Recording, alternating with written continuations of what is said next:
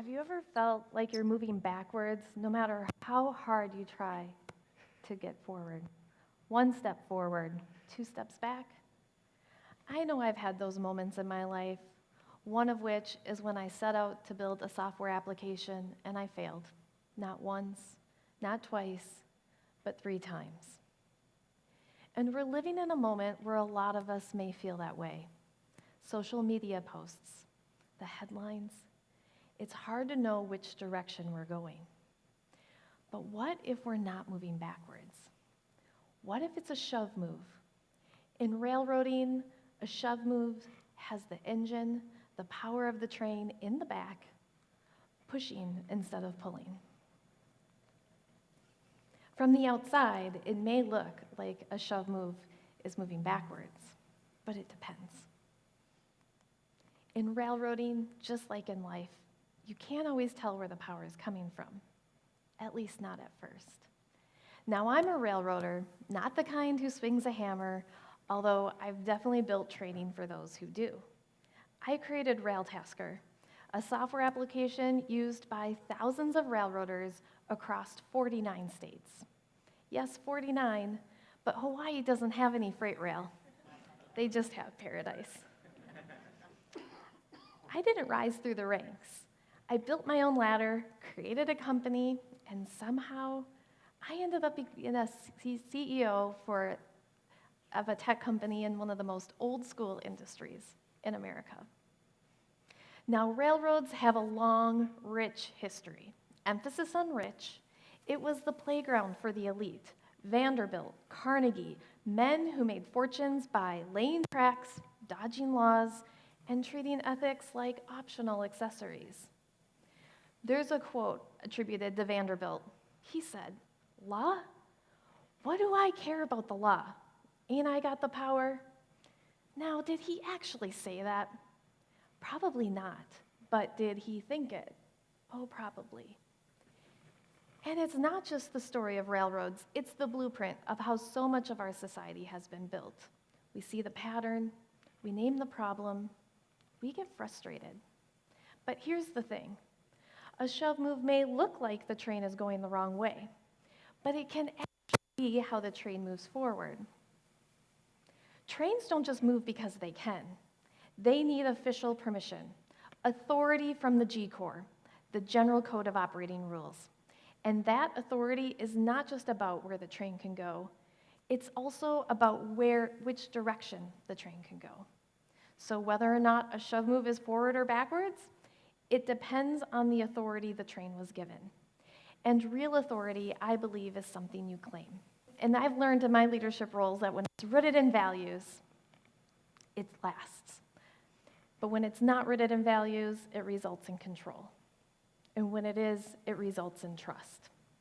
I'm talking today about how real leadership, rooted in values, gives us not just authority, but direction. So I remember the first conference I attended as a business owner, I didn't feel remotely comfortable being there. And I even brought with me a male colleague, and I paid him just so I wouldn't have to walk in alone. I knew in advance that there was a committee I wanted to be part of, the Safety and Training Committee. So ahead of the meeting, I found the chairman, and I asked him if I could attend.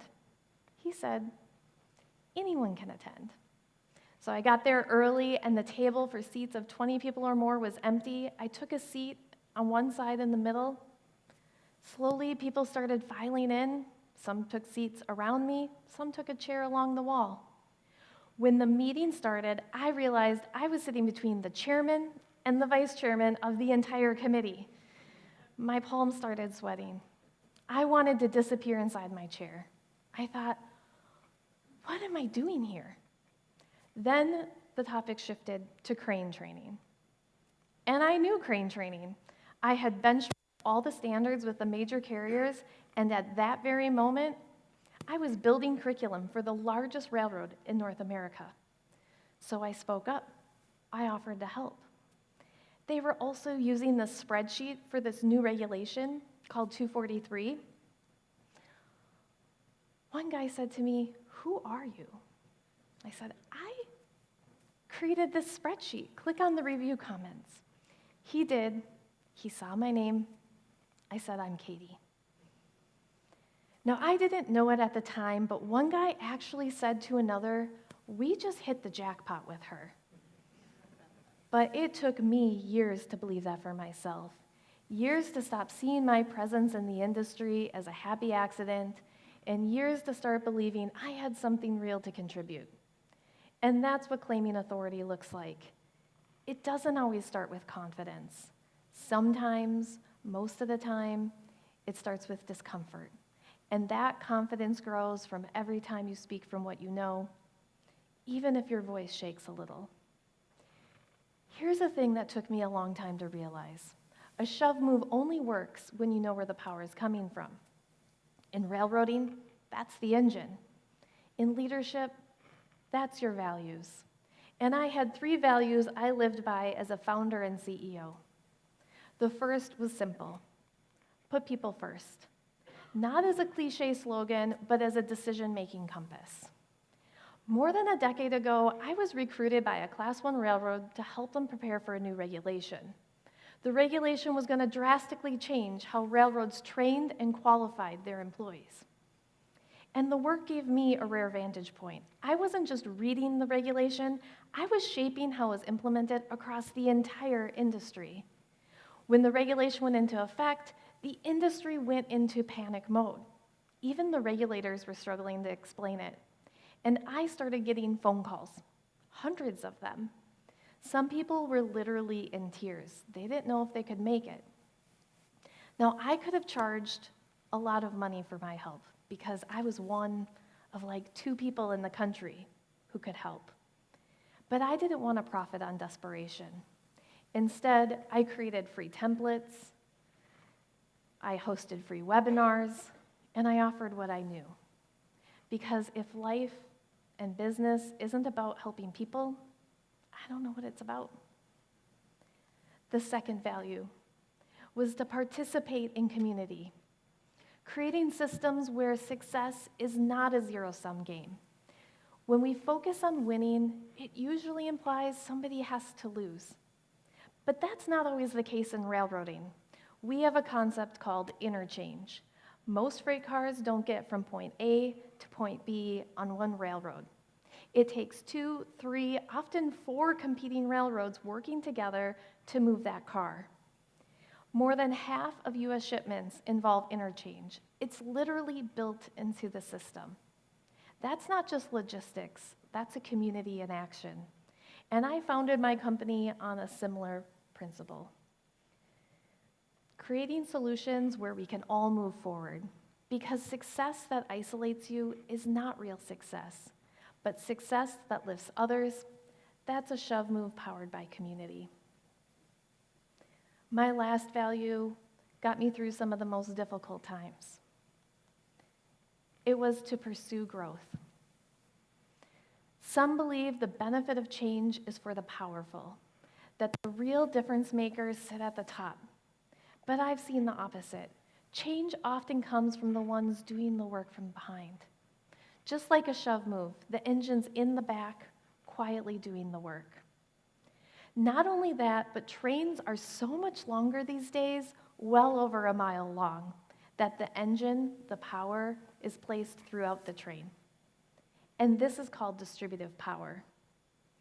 We all have the power to move forward, even if it's just one small step. For me, that step was taking a seat at that conference table and choosing to speak up. That moment led to opportunities, to friendship, to leadership I could never have imagined. It's also what made me a real leader. I was the founder and CEO in an industry that's not easy to break into, let alone lead. And if you've ever created something new, you know that feeling, like you're walking a tightrope. On one side, you're chasing a dream that can change everything. On the other side, one misstep and it all falls apart. For me, that moment happened when I decided to build a software application, and I failed. Not once, but 3 times. On my 4th try, I told myself, if this doesn't work, that's it, I quit. So what do you do when you have it in your head that it's your last chance?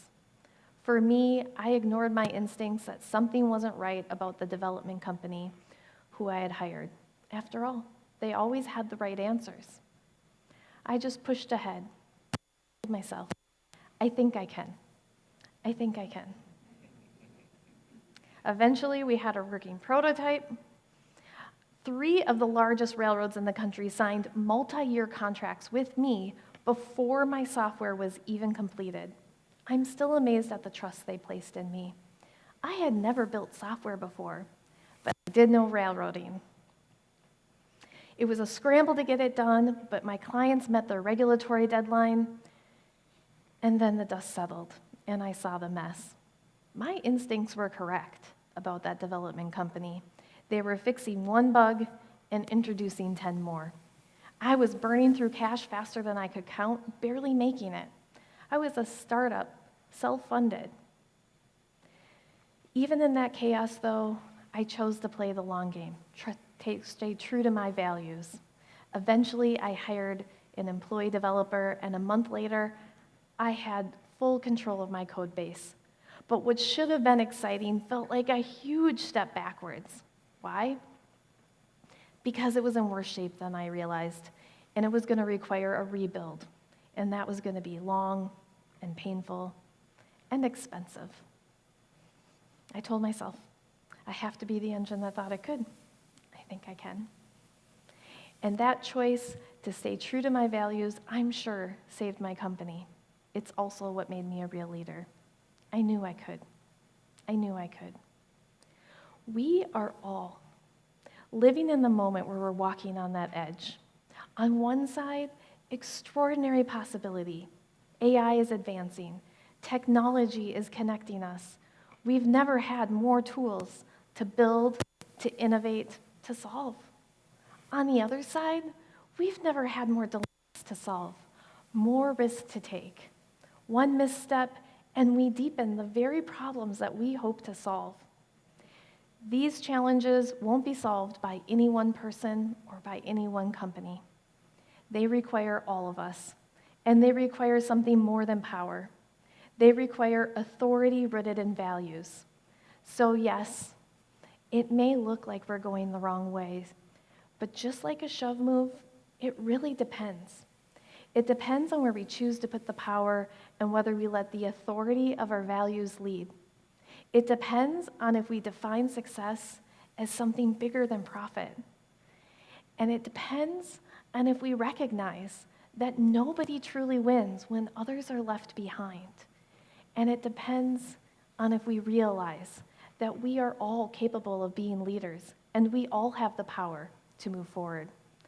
Because in the end, it is not appearances that define our direction. It's the authority of our values. And I think we can, I think we can, I think we can.